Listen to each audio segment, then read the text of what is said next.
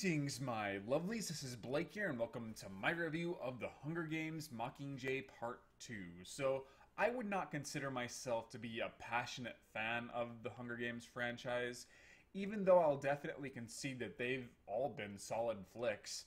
I'm just not as emotionally attached to these films like I am to Star Wars, or Lord of the Rings, or The Hobbit. I'm never all that excited for one of these films to be released. Even though, once again, there hasn't been a real weak point, they've all been pretty good movies. I'd say the worst of them has been Mockingjay Part 1, but even then I'd emphasize that it's an okay movie. I'm not really sure whether I'd put Catching Fire above or beneath the first film. I think Catching Fire is a steadier movie, a little bit better paced, and the narrative felt more comfortable within cinema format. But the first film was a lot more distinct and memorable, which I think is just as important, if not more so, than everything else. But, going into this final entry, I knew I'd see it, but I wasn't chewing my nails in anticipation. Not like the new Star Wars movie, or even Krampus, which I still think looks amazing. or Spectre. And now that I've seen it, it's on par with all the other movies, but in some ways, I'd say I liked it more. This was a more emotionally rewarding experience for me. For one, the action set pieces I thought were some of the best that all of these films have delivered. I loved as they went through the various traps and how creative these traps would get. There was a lot of suspense.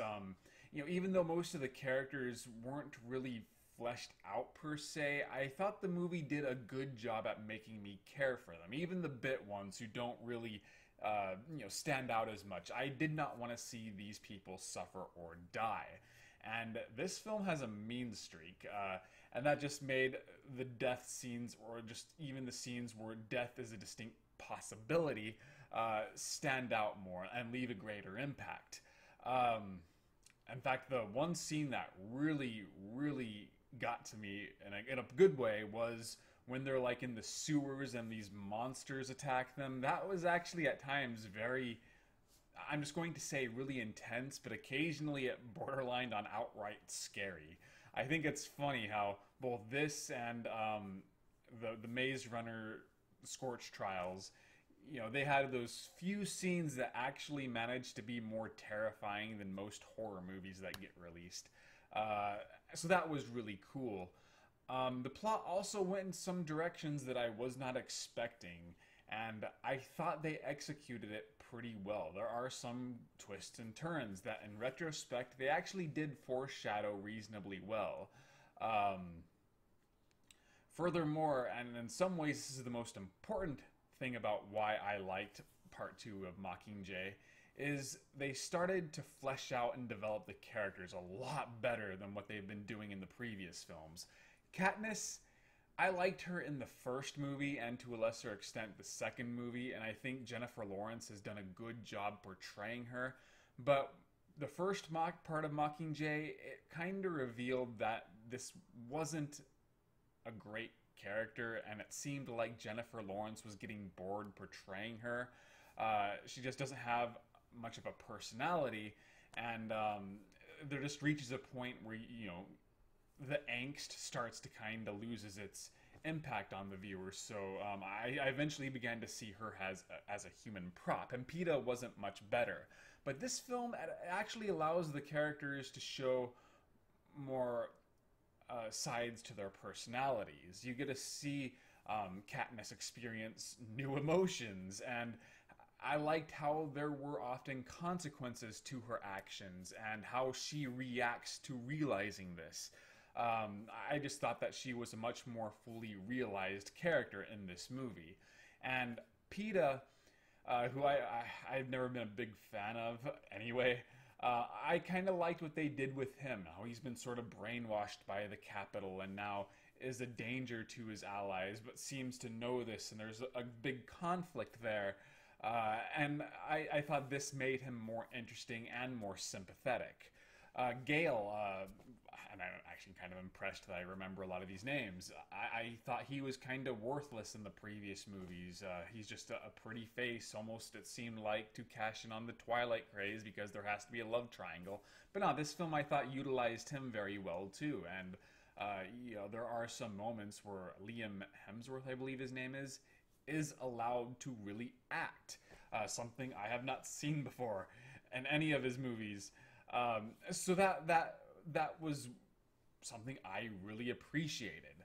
Now, Mockingjay Part 2 does have its flaws. For one, it is very, very long. Not very long. It's like a little over 2.5 hours, but it feels a lot longer. And I think where the film started to lose me was like the last 30 minutes.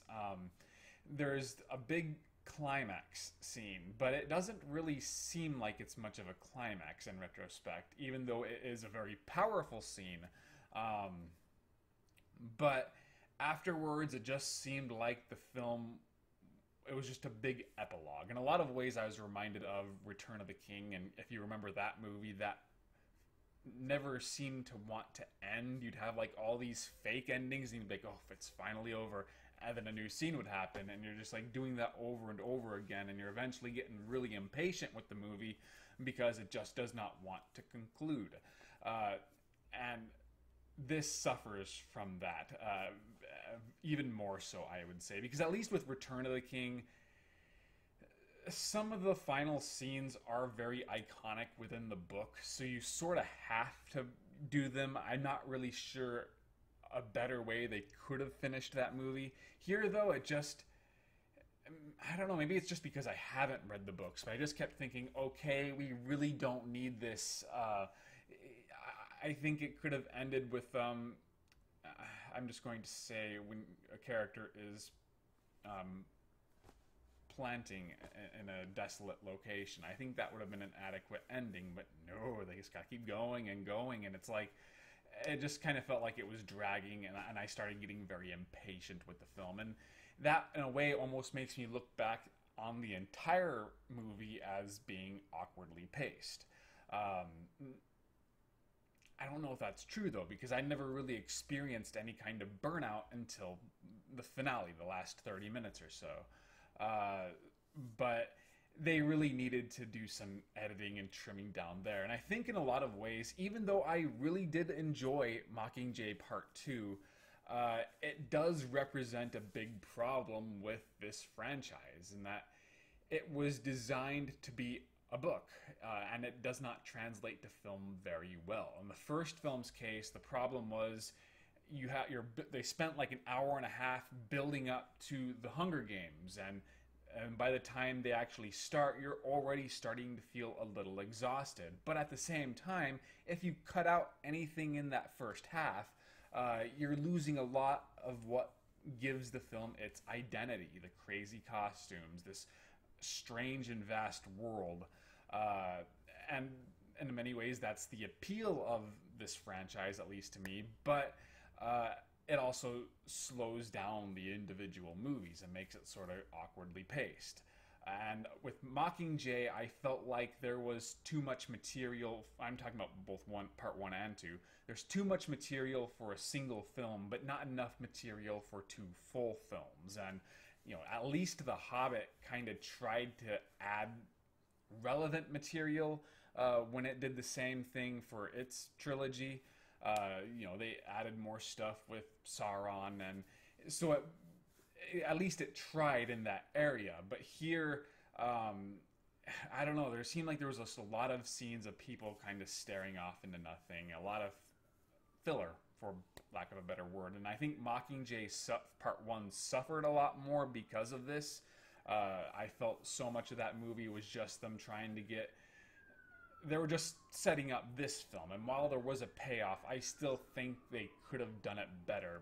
Neither of these films should have been as long as they were. The film is also strangely anticlimactic, and the scene which functions as the film's climax, it's technically well done. There is an emotional payoff. I felt the suspense. There are some very startling moments, but it ends so abruptly that my mind had difficulty processing what just happened.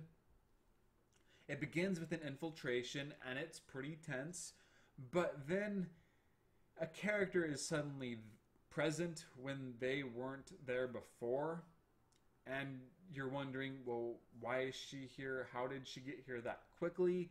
And then an event occurs. And my immediate thought was this must be some sort of dream sequence, but no, they just kind of built to it very awkwardly, and the real climax occurs off screen, so characters have to explain what happens to the audience. And that left me feeling very unsatisfied and a little confused because I'm just wondering, well, how come she's talking to President Snow? Oh, that happened? That happened off screen? What? So while I did figure it out rather quickly, I shouldn't have been disoriented in the first place. And it just felt very limp and disappointing. And that might be why, the last 30 minutes or so felt kind of tedious, because the film never really allowed itself to peak. Or you could maybe say that the sewer action scene was the film's real climax, but that only makes it worse because that means there's like 45-50 minutes to go until the movie's over. So in that case, it would have peaked too early. I still believe Mockingjay Part 2 was, once again, on par with the other films. I don't think that it's great as a whole, even though it does occasionally reach greatness. But it's my favorite because it got me to really care about the characters and their story while delivering the same amount of spectacle that you want out of these films. I kind of did like how it's the same world, but it feels a lot more desolate and like it's crumbling. So it had a good visual style, but there was so much more to it. And that's really all I have to say. So if you liked the other movies, definitely check out Mockingjay Part 2 in theaters. Otherwise, it just comes down to how you feel about them. If you thought these films are all okay, worthy rentals, but not something that you'd want to go to the theaters for, then yeah, just wait till this comes out on DVD or Blu-ray. Or if you just did not like really any of them, I wouldn't bother. But, then again, why would you continue watching through the first part of Mockingjay if you have not liked any of the Hunger Games movies? And if you have not seen any of them, I'd say that you should rent the first film and try it out, and then go from there. So that's it. I did not do a written review of this, but I have done written reviews for the first 3 Halloween movies. I also uploaded my original writings, but with the exception of the third film, which I just kind of polished a little bit, I actually did full-length new written reviews for the first 2 Halloween movies. Heroes of the Wild, a 1977 kung fu flick, and that's pretty much it. And tomorrow I should have my written review of WWE's Survivor Series, hopefully. So pay attention for that. Follow me on Facebook and Twitter, and I shall see you guys later.